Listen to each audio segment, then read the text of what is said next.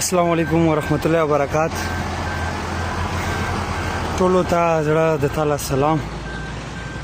زه نن دا خبره ریاست ته دوی ادارې ته نه کوم،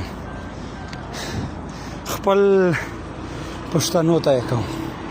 خپل وطنونه مو په سور اور کې دي. بدامني دو ډېره لویه د هر انسان د مجبوري د خپل بال باج د ریسک او چې کوم هر انسان ته ورپېښې ستونزې دي دغه لامل خپل وطنونه پاتې په پردې خبره په پردې وطنونه باندې مزدوري کوي. نو په دغه سلسله کې موږ هم د پنجاب په خاوره باندې مزدوري کوو.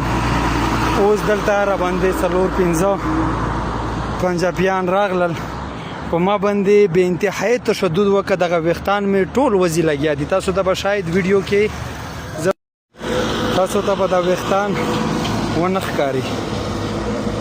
دا په دغه روډ دا مې ګاډی په دغه ځای ولاړ او دلته را باندې 4-5 کسانو ښه زیات تشدد وکړو، بې انتهایی زیات تشدد یې را باندې وکړو.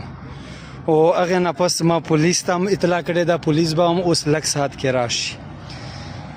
دلته چې څه واقعه وشي بیا چې پښتون بدل اخلي لاس وراچوي، بیا هم ګناهګار پښتون وي.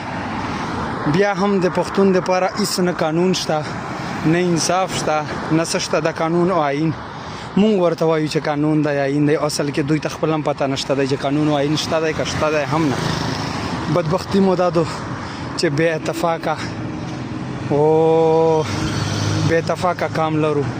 په غیر سنجیدګي لیول کې د دوی وخت، د دوی خبرې، د دوی انرژي ضایع کېږي. خو د کام یووالي چې کله یوه مسله راشي بیا په هغې باندې هر پښتون نارې وایي، چغې وایي. بیا موږ د پښتونولۍ خبرې او دغه هغه کوو. خو چې واقعیا نه وي راسره شوي، ظلم زیاتی نه راسره وشي او مړه مو نه کړي، جوبل مو نه کړي، ورک مو نه کړي، تر هغې پوره موږ جړه فریاد هم نه کوو. باید سوال درته کوو پښتنو، منت درته کوو چې خپل ځانونه وپېژنئ. پردي هېڅ کله هم نه خپلېږي، والله که یې خپلوي.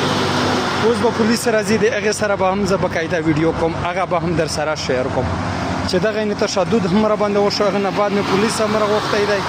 پولیس انصاف پته به هم ولګېږي.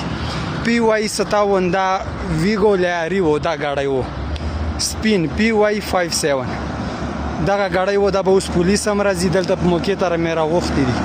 دلته دا پمپ دی، په دې کې به خامخا دلته کیمرې لګېدلې دي. یغه CCTV فوټیج هم نه غواړم کنه راکولانه. پولیس اوس راغلل، اوس دغه ته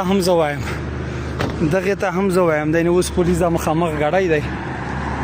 دا راغلل دوی ته زه ورځم کچېرې مو FIR یې نه کټ کولو له او سنه کول. بیا به زه تاسو سره هغه مکمله خبره، مکمله ویډیو به زه تاسو سره شیر کوم. زه فلحال دغه پولیس راغلی دي، دې ته زه ورځم. السلام علیکم.